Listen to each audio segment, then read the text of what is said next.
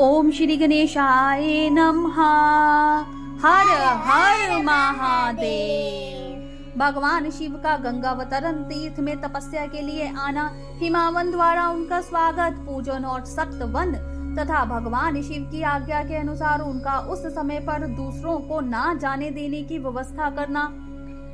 ब्रह्मा जी कहते हैं, नारद हिमावन की पुत्री लोक पूजित शक्ति स्वरूपा पार्वती हिमालय के घर में रहकर बढ़ने लगी।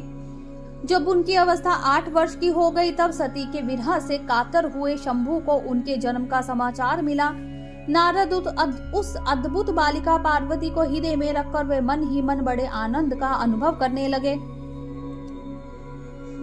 इसी बीच में लौकिक गति का आश्रय ले शंभु ने अपने मन को एकाग्र करने के लिए तप करने का विचार किया। नंदी आदि कुछ शांत पार्षदों को साथ ले वे हिमालय के उत्तम शिखर पर गंगावतार नामक तीर्थ में चले आए, जहां पूर्व काल में ब्रह्मा धाम से युक्त होकर समस्त पाप राशि का विनाश करने के लिए चली हुई परम पाविनी गंगा पहले पहल भूतल पर अवतीर्ण हुई थी। जितेंद्रिय हर ने वही रहकर तपस्या आरंभ की। वे आलस रहित हो चेतन ज्ञान स्वरूप नित्य ज्योतिर्मय निरामय जगन्मय चिदानंद स्वरूप दैत्यहीन तथा आश्रय रहित अपने आत्म भूत परमात्मा का एकाग्र भाव से चिंतन करने लगे। भगवान हर के ध्यान पर आयन होने पर नंदी भृंगी आदि कुछ अन्य पार्षद गण भी ध्यान में तत्पर हो गए। उस समय कुछ ही प्रथम गण परमात्मा शंभु की सेवा करते रहे।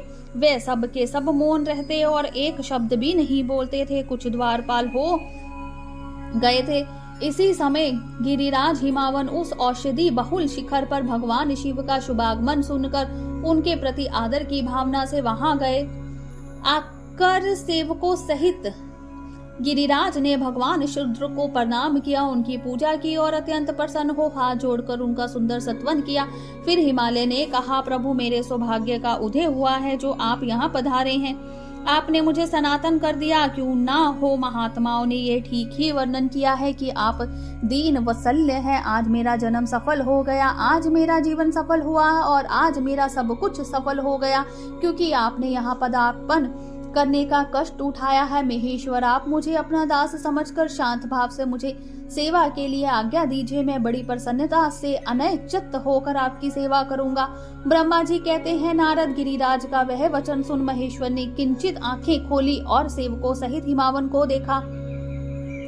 सेवकों सहित गिरिराज को उपस्थित देख ध्यान योग में स्थित हुए जगदीश्वर वृषभध्वज ने मुस्कुराते हुए से कहा। महेश्वर बोले, शैलराज, मैं तुम्हारे शिखर पर एकांत में तपस्या करने के लिए आया हूँ। तुम ऐसा प्रबंध करो जिससे कोई भी मेरे निकट न आ सके। तुम महात्मा हो, तपस्या के धाम हो तथा मुनियों देवताओं राक्षसों और अन्य महात्माओं को भी सदा आश्रय देने वाले हो। दिग्ज आदि का तुम्हारे ऊपर सदा ही निवास रहता है। तुम गंगा से अभिषिक्त होकर सदा के लिए पवित्र हो गए हो। दूसरों का उपकार करने वाले तथा संपूर्ण पर्वतों के समर्थशाली राजा भी हो गए हो। गिरिराज, मैं यहाँ गंगावतरण स्थल में तुम्हारे आश्रित होकर आत्म संयम पूर्वक बड़ी प्रसन्नता के साथ तपस्या करूंगा। शैलराज गिरि श्रेष्ठ, जिस साधन से यहाँ मेरी तपस्या बिना किसी विघ्न बाधा के चालू रह सके, उसे इस समय प्रयत्न पूर्वक करो। पर्वत परवर, मेरी यही सबसे बड़ी सेवा है। तुम अपने घर जाओ और मैंने जो कुछ कहा उसका उत्तम प्रीति से यत्न पूर्वक प्रबंध करो। ब्रह्मा जी कहते हैं, नारद, ऐसा कहकर सृष्टिकर्ता जगदीश्वर भगवान शंभु चुप हो गए। उस समय गिरिराज ने शंभु से प्रेम पूर्वक यह बात करी, जगन्नाथ परमेश्वर, आज मैंने अपने प्रदेश में स्थित हुए आपका स्वागत पूर्वक पूजन किया है। यही मेरे लिए महान सौभाग्य की बात है।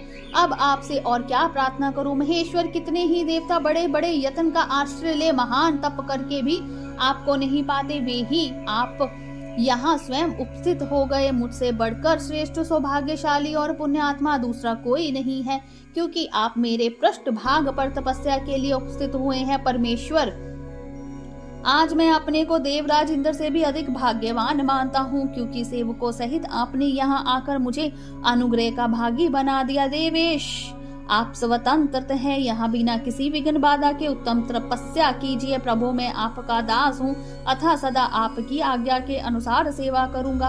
ब्रह्मा जी कहते हैं, नारद ऐसा कहकर गिरिराज हिमालय तुरंत अपने घर को लौट आए। उन्होंने अपनी प्रिय मेना को बड़े आदर से ये सारा वृतांत कह सुनाया। तत्पश्चात शैलराज ने अपने जाने वाले परिजनों तथा समस्त सेवक गणों को बुलाकर उन्हें ठीक ठीक समझाया।